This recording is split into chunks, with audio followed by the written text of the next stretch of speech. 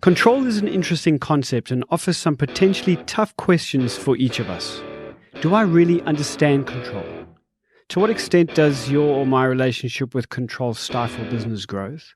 How do we effectively maintain quality of output if we relinquish control? And what are the extreme versions or expressions of control I need to avoid?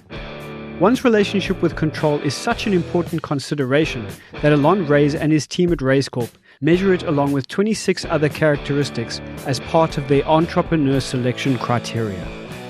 I'm Gareth Armstrong, and you're listening to a Razor's Edge podcast. What is the edge this name refers to? After nearly 2 decades and over 13,000 businesses supported in their growth journeys, Allon has a depth of experience and understanding that is hard to match. After my own decade of exposure to business leaders, industry experts, and many so-called experts, I can attest to this. In the first podcast of this series, Allon reveals that his understanding of business growth can be found in processes that he applies and has applied and refined over and over again with similar results across the businesses he and Raizcorp have worked with. This means that perseverance, the topic of that discussion, is less a waiting game as it is a conscious application of tried and true, confidence-enhancing, transferable activities and processes. The second podcast is an incredibly revealing set of questions we are asked. Here Allon helps us understand the true nature and focus of our individual businesses using a beautifully simple framework.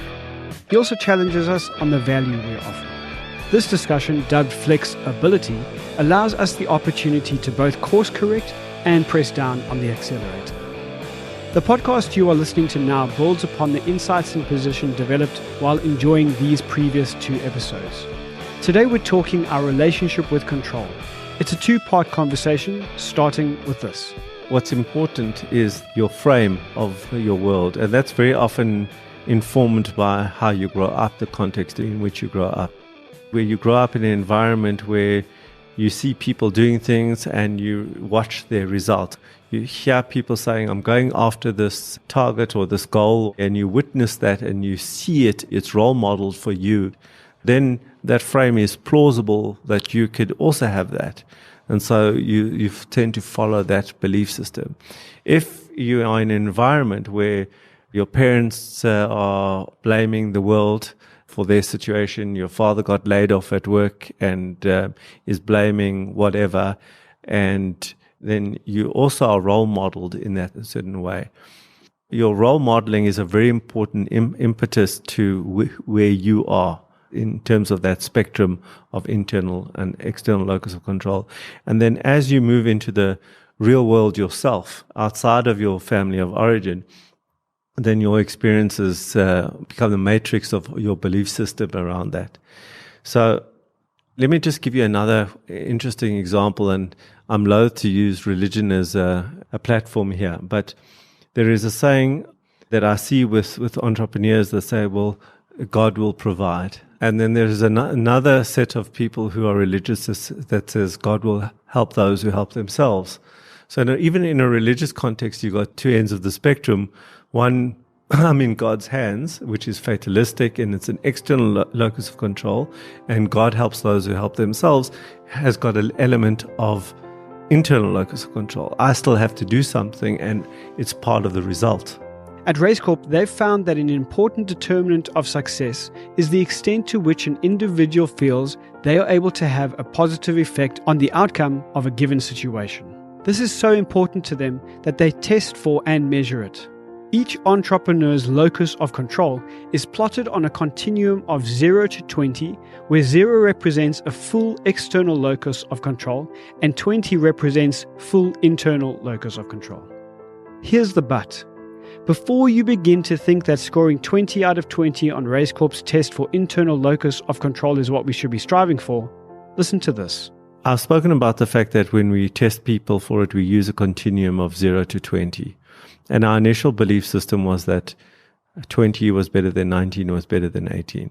And what we learned was that the guys that were getting 20 and 19 and even 18 were actually failing in our process, which didn't make sense because these people, in the way that we were thinking at the time, were in control and, were powerful and took on the day and carpe diem, etc. On further investigation, what we found was that the people with the highest locus of control, the 20 out of 20, 19 out of 20, were actually quite brittle, that they had no flexibility in them. And as a result, when life did happen, they cracked. So that comes back to the way that you have to, their filters were quite, even their filter about I'm in control, it was not changed because they were in control in a certain way. And then life happened and they had an inability to actually deal with anything that was outside of their belief system that they were in control of everything. So that's a very important factor, that the highest form of internal locus of control is also an extreme that you don't want to aspire to. Allon shares that the entrepreneurs they're actively searching for are those in a sweet spot. This sweet spot can be found between 12 and 16. So what then is one's internal locus of control really? What does this name or phrase mean in practical terms? What are its points of origin and fundamental elements? And importantly, what can we do to maneuver ourselves towards the sweet spot? So belief systems are exactly that. They're systems. They are part of a bigger whole. And you will know that things that they believed when they were 5, perhaps in the tooth fairy, or I'm going to break it to some people now, so Father Christmas, you might have believed that at some point, and then later on you didn't believe it. So you can see that even within the context of our lives, as we evolve and as we grow and as we mature, our belief systems have the ability to change as well. But let's just take Father Christmas and the tooth fairy as a great example. If you look at the system that's around there, there's a lot of complicit people in that belief system. The people you trust the most are there.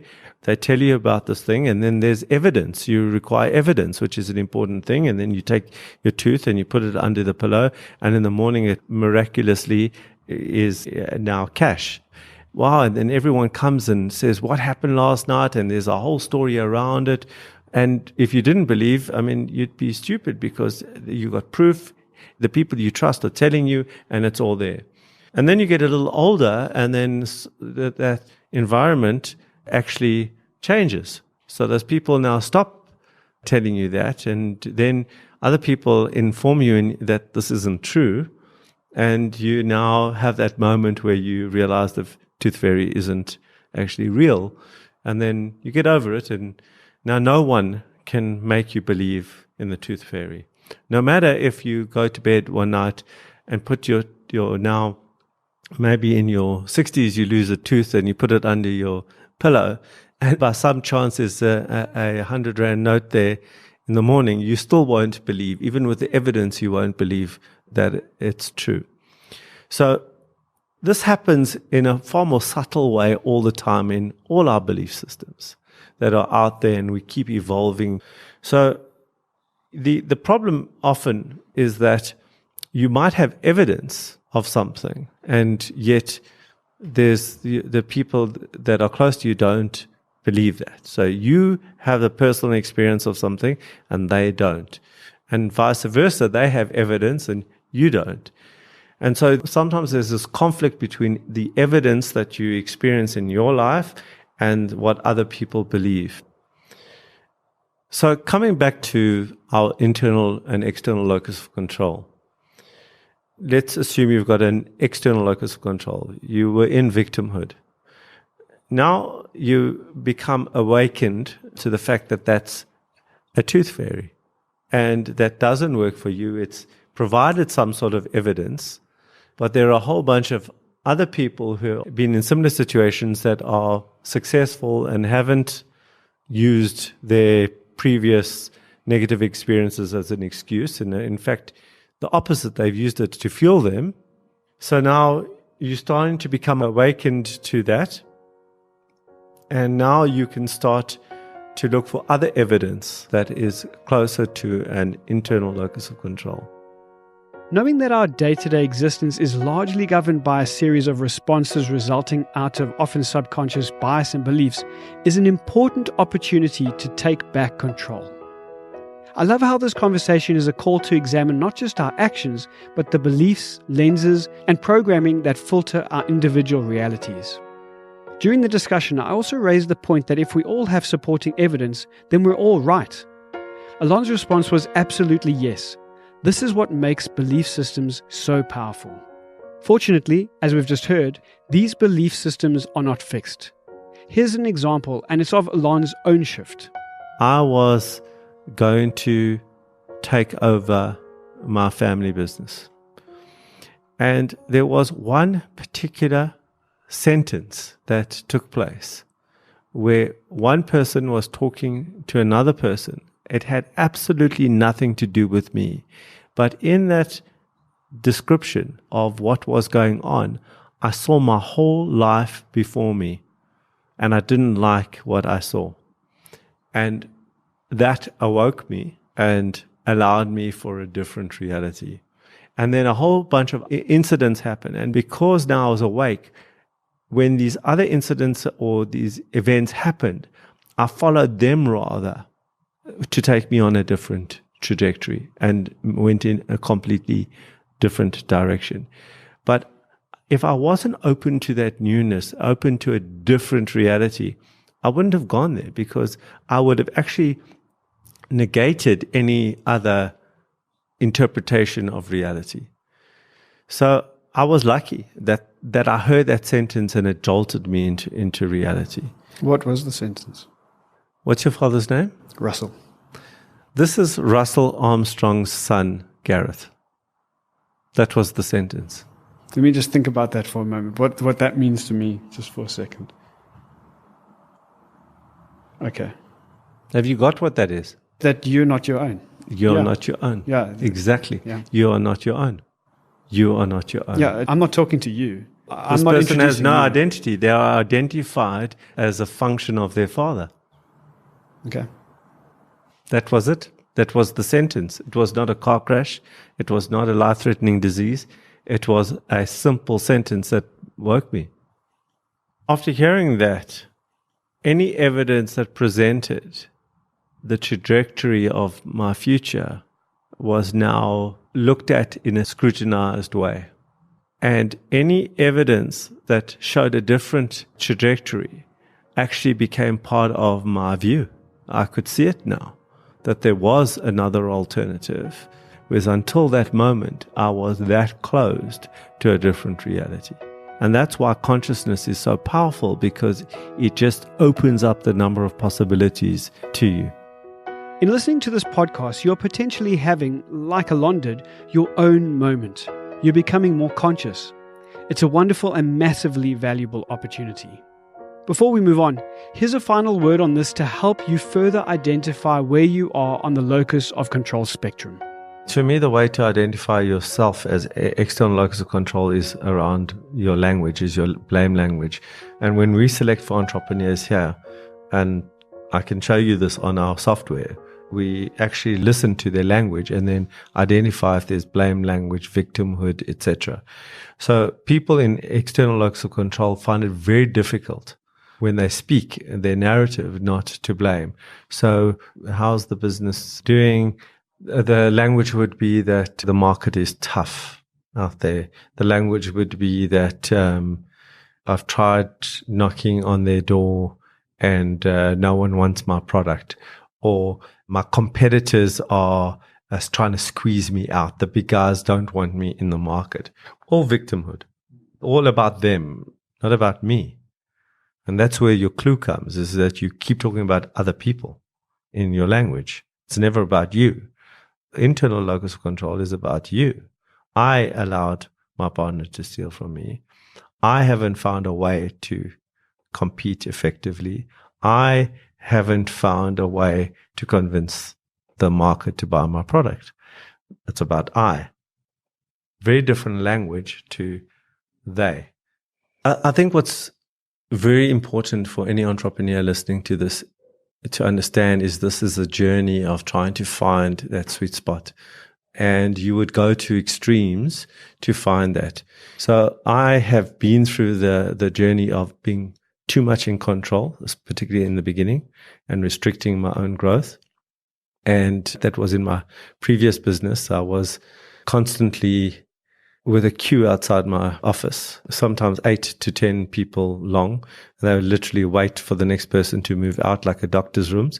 And they'd walk in, give me their problem, and then I would give them an answer. And then one day, I was in my 20s at the time, a 47-year-old man came to me for a 13 Rand decision. And he had probably waited out there for about an hour. And that was my big realization. This was too much control. That was a completely inefficient to be in too much control. So I've been through that stage, and I hadn't been through the other stage. So then I moved to the other extreme many years later, where I had given away complete control and found that didn't work. In my personal journey, I had a fantasy of sitting in the Rodin stance, thinking about what was coming next, and then handing over my business to people who knew how to run a business operationally, only to find that I had let go of too much control, and the organization that I found myself in a few years down the line was nothing like what I had anticipated it would be. It had completely decayed, in my opinion, from where it should have been. In fact, we had achieved our lowest levels of profitability in the last 10 years as a function of me letting go of control. I then, through good fortune, took back control of my business and then reconfigured the exco and built a great middle management team. And through them, I then controlled the organization. And so it still wasn't pure control or 100% autocratic control. It was still through a team, but a team that was now congruent with my vision, my values, etc. And now I believe I found the right sweet spot. But I don't believe I would have found it unless I had messed up on both sides of that equation. And so I've got this sort of my personal experience about what's too much control and too little control in my context. At this point, let's twist the dials a little. Locus of control takes on new meaning as we consider it within the context of our businesses and their growth. This also introduces a new but separate scale or continuum into the mix, tactical operational to strategic. As we continue, a paradoxical relationship between the two scales is going to emerge. Listen carefully as Allon describes how he deals with this. So if you look in my office, you'll see on the wall a very obscure little piece of paper which has got these handwritten words on them, which is, how are you standing in the way of Raizcorp today? And what that is a reminder to myself that I am the constraint and my level of control is the constraint in the organization. The organization will grow to my level of capability, my level of vision, and my level of control. If I control it tightly, it'll be constrained further. If I have a laissez-faire attitude and let it all go, then they'll have no control.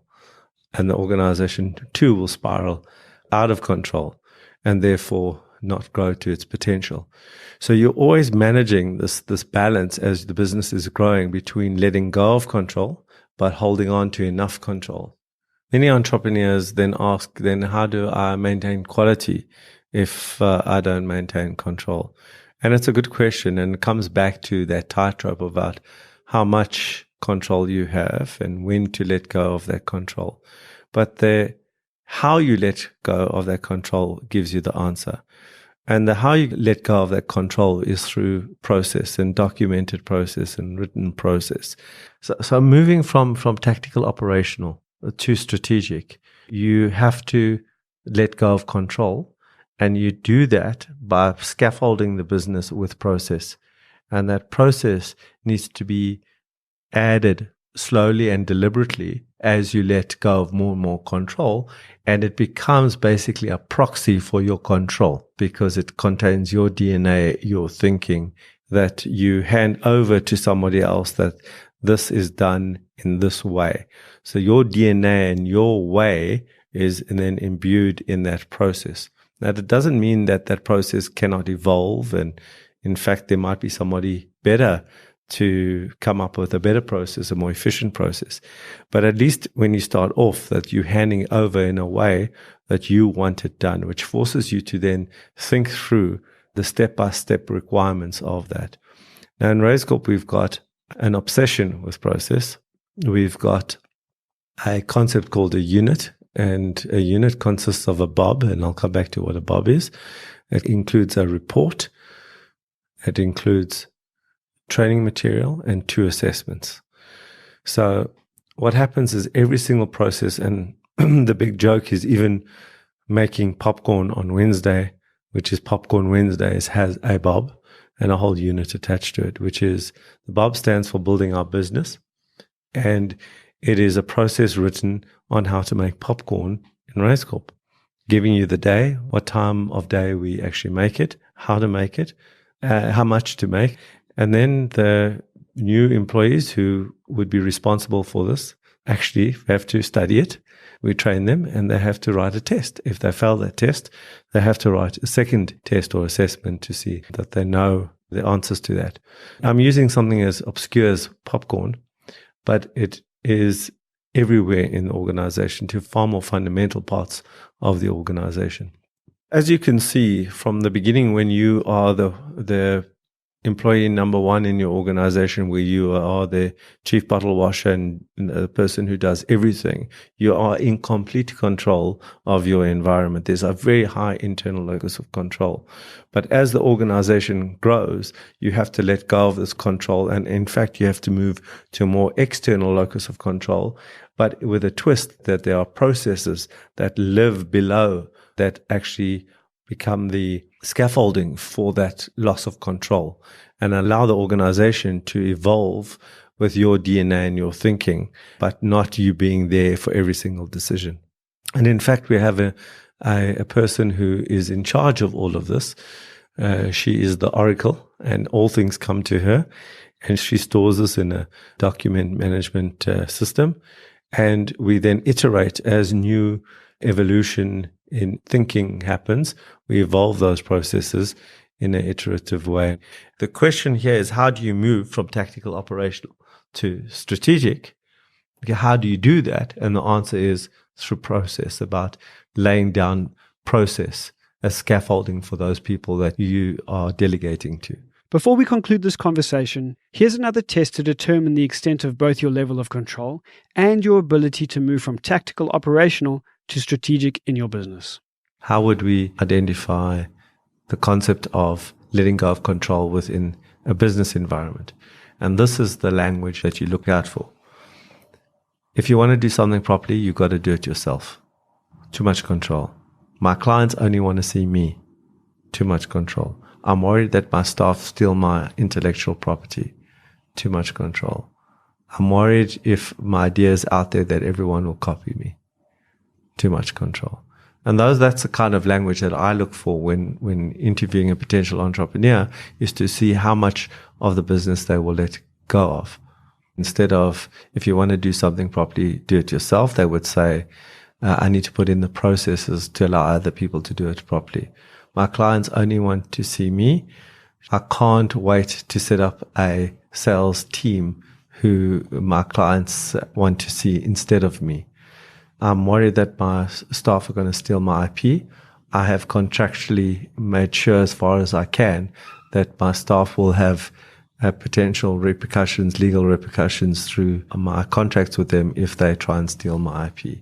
So every single one of the ways that they think about those things is in a way around it, so that you're not the most important person in the equation. Because coming back to, my clients only want to see me. I'm worried that they're going to steal my IP. So it's all about control, and about me. So control is in large part a result of conscious engagement in both life and business. If we are conscious of the governing beliefs, biases, lenses, and filters that combine to produce our different realities, we are taking control of our lives. In our businesses, we also need to be conscious of our stage of growth, how this relates to our level of control, aka our locus of control, and also our evolution from tactical operational to strategic. We're consciously searching for that sweet spot. Here's a final word from Allon. So there is obviously a very strong link between this conversation in this podcast and the previous one, flexibility. because this is also about your level of flexibility, but it's the level of flexibility in terms of how you are thinking and what filters you use to interpret your world and frame your world. So the very strong influence. This is a soup, a stew of sorts in terms of how to create a recipe for your own life. There is no recipe for everyone's life. It's for your life. It's a lot of things. These are all like running concurrently. This is not this beautiful linear way to think about it. Life's messy, and the way we think is messy, and it's all about ensuring that there is connectivity between these and there's correlation between these. We find that high internal locus of control creates a high probability of a successful entrepreneur. The high probability of an entrepreneur that can transform from tactical, operational to strategic gives you a better chance of being a scaled entrepreneur. And so it's very important that we are able to filter all these different elements in terms of how we select our entrepreneurs to find what we call blue heart, that ideal entrepreneur, which really doesn't exist. If you'd like to hear more of these conversations and this type of content, simply go to your favorite podcasting platform and search for Razor's Edge. My name is Gareth Armstrong, and once again, it's been a pleasure.